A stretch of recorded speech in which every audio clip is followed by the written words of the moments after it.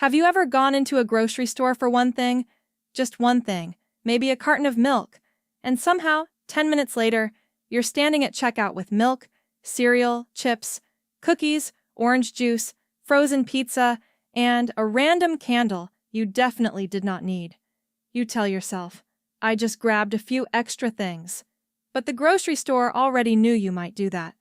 Because grocery stores are not designed randomly. Every aisle, every shelf, every smell, every sign, and yes, even the location of the milk is part of a system. So today we're answering one of the weirdest questions hiding in plain sight.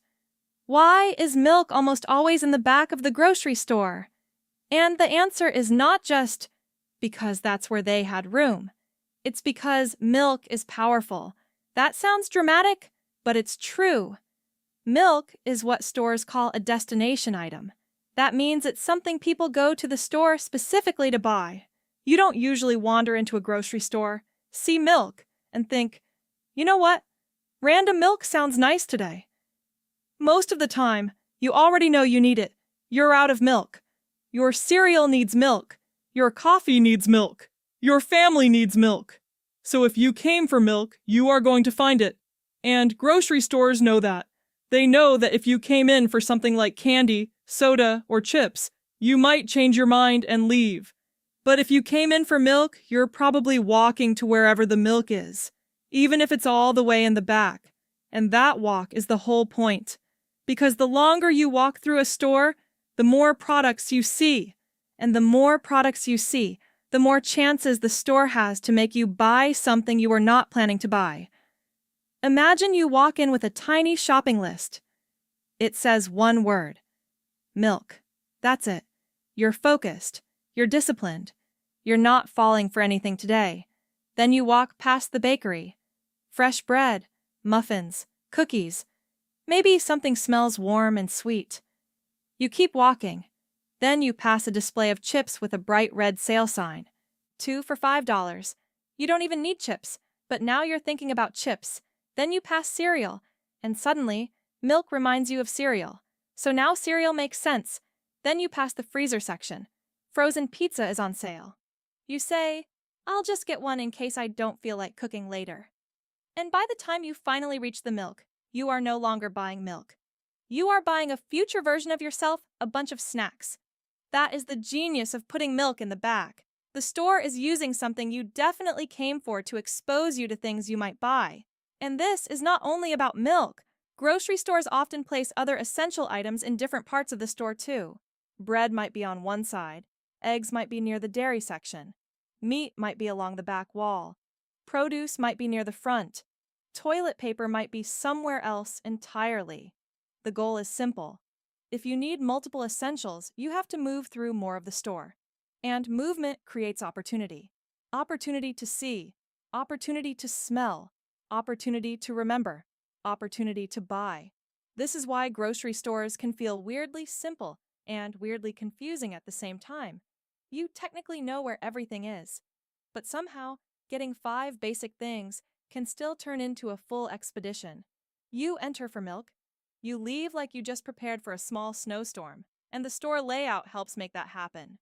Now, this does not mean grocery stores are evil secret mazes, at least not completely.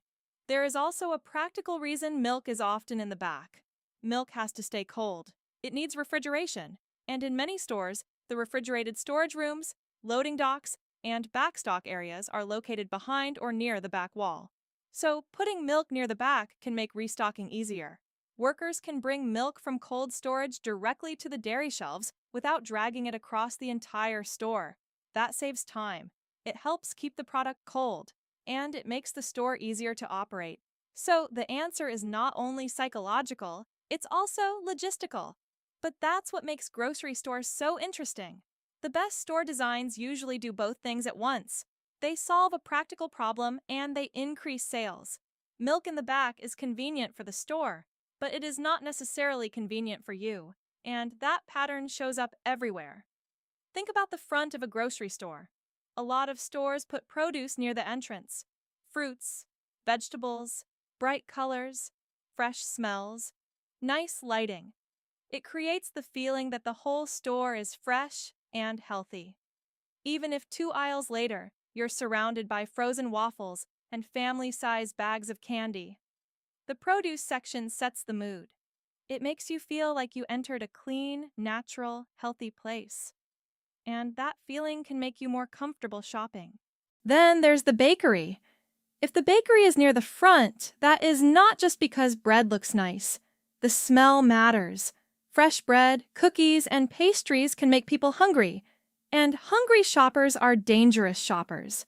Not dangerous to other people. Dangerous to their own wallets. Because when you are hungry, almost everything looks better. A normal bag of chips becomes a good idea.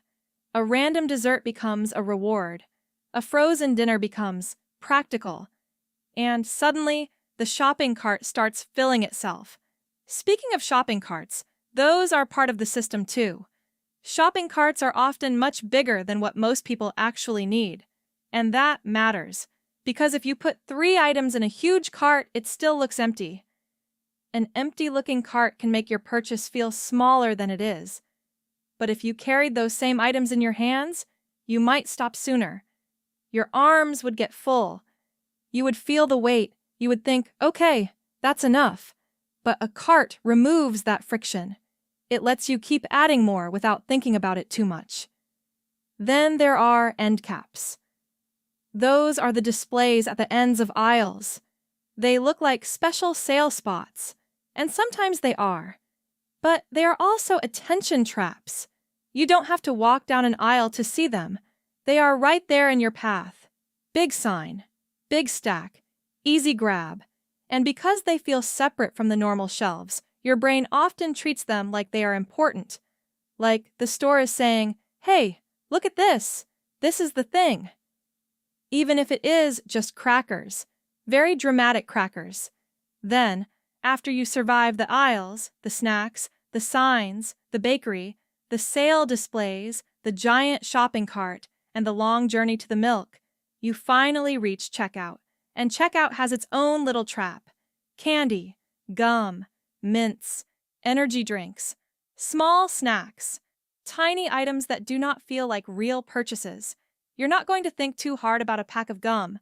You're already spending money. You're already waiting. You're already bored. And the candy is right there. That's why checkout items are usually small, cheap, and easy to grab. They are not asking you to make a major decision. They are asking for a tiny yes. And grocery stores are full of tiny yeses. Yes to the chips. Yes to the cereal. Yes to the sale item. Yes to the bakery cookie. Yes to the frozen pizza. Yes to the gum at checkout. None of these decisions feels huge by itself, but together they turn a simple milk run into a full receipt. This is the real reason grocery stores are so weird. They do not usually force you to do anything. They nudge you. They guide you. They place things where your brain is most likely to notice them. They make essentials slightly inconvenient. They make impulse items extremely convenient. They make fresh food feel welcoming. They make sale signs feel urgent. They make the shopping cart feel empty. And they make the checkout line feel like one last chance to grab something. The strangest part is that most of this feels normal because we have seen it our entire lives. Milk in the back feels normal. Candy at checkout feels normal. Produce at the entrance feels normal. Huge carts feel normal. Prices ending in 99 cents feel normal.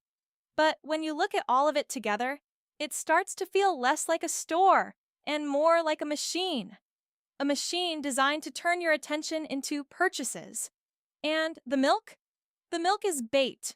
Not fake bait. You actually need it. But because you need it, the store can place it far away and trust that you'll go get it. That is what makes milk so valuable. It is not just a product. It is a reason to walk through the store. And once you're walking through the store, everything else has a chance to catch you. So the next time you go in for just milk, pay attention. Notice what you pass. Notice the bakery. Notice the sale signs. Notice the end caps. Notice the snacks near checkout. Notice how many things are placed exactly where your eyes naturally go. Because once you see the design, the store starts looking different. It stops feeling like a random building filled with food and starts feeling like a carefully planned path. A path that begins with what you need and ends with what the store hopes you'll want. So why do grocery stores put milk in the back? Because you'll walk there. And on the way, you might buy everything else. That's why normal things are weird.